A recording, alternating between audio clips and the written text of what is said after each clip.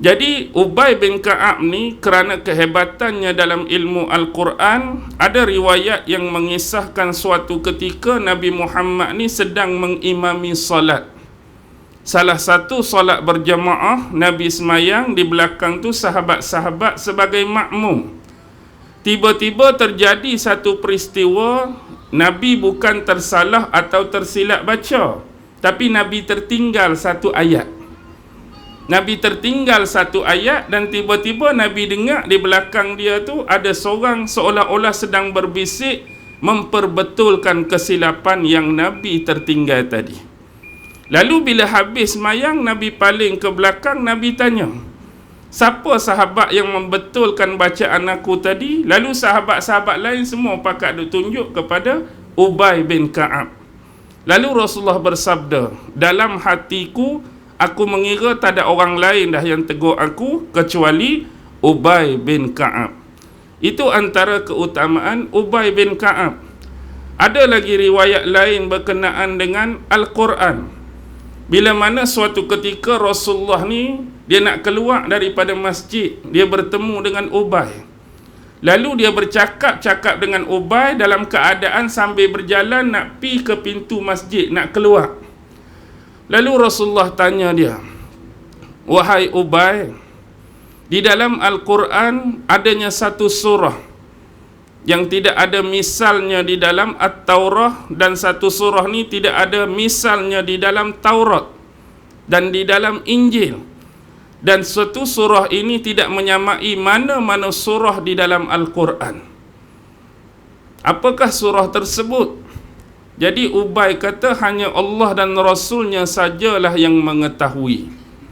Jadi sampai di hujung nak keluar daripada pintu, maka Ubay bertanya, wahai Rasulullah, sebenarnya surah apa yang kamu nak habaq kat aku tu? Yang kata tak ada misalnya di dalam Taurat, tak ada misalnya di dalam Injil, dan tidak ada perumpamaan persamaan dengan mana-mana surah di dalam Al-Quran. Lalu Rasulullah menjawab, sesungguhnya engkau selalu membacanya di dalam salat. Itulah surah Al-Fatihah. Jadi ada riwayat lain juga menyebut Ubay ni sengaja melambat-lambat melewatkan langkahan kaki dia semata-mata nak dengar Nabi jawab surah mana. Dan ada juga berkaitan dengan ayat, keutamaan ayat. Rasulullah bertanya kepadanya, wahai Abul Munzir. Sebelum saya terlupa, Rasulullah memang panggil dia Abul Munzir, bapa pemberi peringatan. Rasulullah dia bagi gelaran dekat Ubay Abul Munzir, dan dia selalu panggil Ubay Abu Munzir. Kalau sahabat Umar, dia panggil Ubay Abu Tufail, kerana sememangnya Ubay ni ada seorang anak nama Tufail. Jadi Abu Tufail ialah bapa kepada Tufail. Itu antara gelaran-gelaran Rasulullah dan sahabat kepada Ubay bin Ka'ab. Wahai Abul Munzir, tahukah kamu di dalam Al-Quran ada satu ayat yang agung di sisi Allah? Apakah ayat agung tersebut? Seolah-olah Rasulullah berteka-teki dengan Ubay. Jadi Ubay atas dasar rendah diri dan mahu beradab dengan Rasulullah, sememangnya jawapan samalah sahabat kalau dipertanyakan Nabi, hanya Allah dan Rasulnya lah yang lebih mengetahui. Tapi Nabi tanya sekali lagi, wahai Abu Munzir, tahukah kamu apakah ayat di dalam Al-Quran yang agung di sisi Allah? Lalu kali kedua dia jawab jawapan yang sama, iaitu hanya Allah dan Rasulnya sahajalah yang mengetahui. Lalu Nabi tanya lagi kali ketiga, lalu dia menjawab Ayatul Kursi. Benarlah kamu wahai Ubay. Lalu Rasulullah ambil tangan dia, dia dekatkan, letakkan pada dada Ubay bin Ka'ab. Sesungguhnya Allah memberkati ilmu yang ada padamu. Kenapa Rasulullah soal 2-3 kali Rasulullah tak berikan jawapan? Rasulullah nak suruh Ubay jawab juga. Kalau dalam konteks yang pertama tadi, bila Ubay tak tahu, Rasulullah jawab surah Al-Fatihah. Tapi hak ni nak suruh Ubay try juga, Ubay cuba juga, last sekali try. Betul, alhamdulillah. Itulah Ubay bin Ka'ab. Dan ada lagi nama-nama Ubay yang disebutkan dalam hadis dan riwayat yang lain. Contoh daripada riwayat Imam At-Tirmizi. Sesungguhnya yang paling penyantun di kalangan umatku ialah Abu Bakar. Merujuk kepada Abu Bakar As-Siddiq. Ni orang yang paling penyantun di kalangan umatku. Dan orang yang paling tegas dalam melaksanakan ajaran-ajaran dan perintah Allah ialah Umar bin Al-Khattab. Manakala di kalangan umatku yang paling jujur dan paling pemalu ialah Uthman bin Affan. Yang paling mengetahui di kalangan sahabatku berkaitan soal halal dan haram ialah Muaz bin Jabal. Yang paling mengerti persoalan ilmu faraid, ilmu pewarisan apa? Pewarisan harta ialah sahabat yang bernama Zaid bin Sabit. Dan yang paling mengerti tentang Al-Quran ialah Ubay bin Ka'ab. Dan terakhir Rasulullah sebut lagi, sesungguhnya pada setiap umat itu ada orang kepercayaan. Dan orang kepercayaan bagi umat ini ialah Abu Ubaidah Al-Jarrah. Jadi sekurang-kurangnya ada 7 nama dengan 7 pattern karakteristik sahabat yang didampingkan dengan nama-nama tadi. Seperti Abu Bakar dengan sifat penyantunnya, Umar dengan sifat tegasnya, teguhnya dalam menjalankan ketaatan perintah-perintah Allah, Uthman dengan pemalu dan jujur, Muaz mengetahui halal dan haram, Zaid bin Sabit mengetahui ilmu faraid, dan Ubay bin Ka'ab berkaitan dengan Al-Quran, Abu Ubaidah berkaitan dengan kepercayaan. Jadi sebutan Rasulullah 7 pada nama sahabat ini membuktikan bahawa hal tersebut nampak penonjolan pada karakter sahabat tadi, dan tidak menafikan sahabat lain juga punya sifat tersebut. Sebagai sahabat-sahabat Nabi yang lain, sahabat Nabi juga ada di antara mereka yang penyantun seperti Abu Bakar. Ada sahabat yang jujur, ada sahabat yang pemalu, ada sahabat yang hebat ilmu-ilmu tertentu. Tetapi yang Rasulullah sebut ni yang paling menonjol watak tu sahabat-sahabat yang disebutkan namanya. Termasuklah Ubay bin Ka'ab. Dan Ubay bin Ka'ab ni juga disaudarakan oleh Rasulullah ketika selepas hijrah itu dengan Sa'id bin Zaid. Siapa Sa'id bin Zaid? Salah seorang sahabat yang dijamin masuk syurga. Sa'id bin Zaid ni salah seorang sahabat yang amalan dia banyak yang soleh, banyak ibadat dia, dan di antara sahabat yang makbul doa dia. Siapa Sa'id bin Zaid? Isteri kepada Fatimah binti Khattab, adik Sayyidina Umar. Kalau kita tengok sejarah awal Sayyidina Umar nak masuk Islam kan, dia pergi rumah adik dia, dia dengar ada orang baca Quran tu. Rumah adik dia, Fatimah binti Khattab. Suami Fatimah tu Sa'id bin Zaid lah yang kena tampak, yang kena tumbuk awalnya dekat Umar tu. Sebelum Umar diberi lembaran yang berisi awal surah Taha. Akhirnya menggegar dan menggoncangkan jiwa dan iman dia, pergi jumpa Nabi, masuk Islam. Jadi itulah saudaranya Sa'id bin Zaid.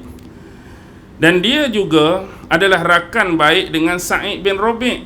Siapa Sa'id bin Rabi'? Hak mula-mula hak orang duk sembang depan rumah dia tu kan, hak cerita pasal Nabi tu Sa'id bin Rabi'. Pernah ketika perang Uhud, seingat saya, ketika perang Uhud, Nabi pernah nak tanya sahabat, suruh pergi cari di mana Sa'ad bin Rabi' sekarang ni.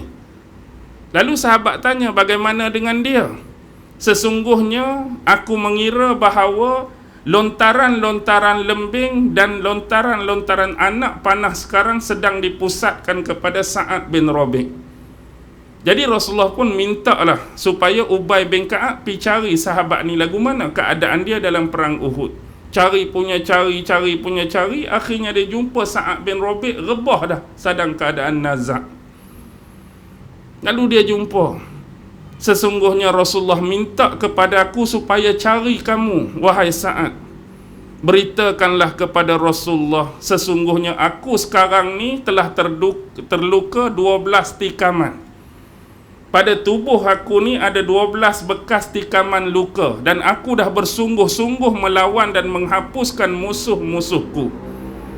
Dan aku juga ingin berpesan kepada kamu, wahai sahabat-sahabat Rasulullah, sekiranya dalam peperangan ini Rasulullah wafat, tidak ada alasan bagi kamu semua untuk terus hidup. Tengok ni pesan sahabat yang pada masa tu nyawa-nyawa ikan. Dia bukan fikir pasal 12 tikaman dia, tapi fikir pasal Rasulullah. Seolah-olah dia peringatkan kepada sahabat hak hidup lagi, kalau Rasulullah mati dalam peperangan ni, kamu tak ada alasan untuk terus hidup.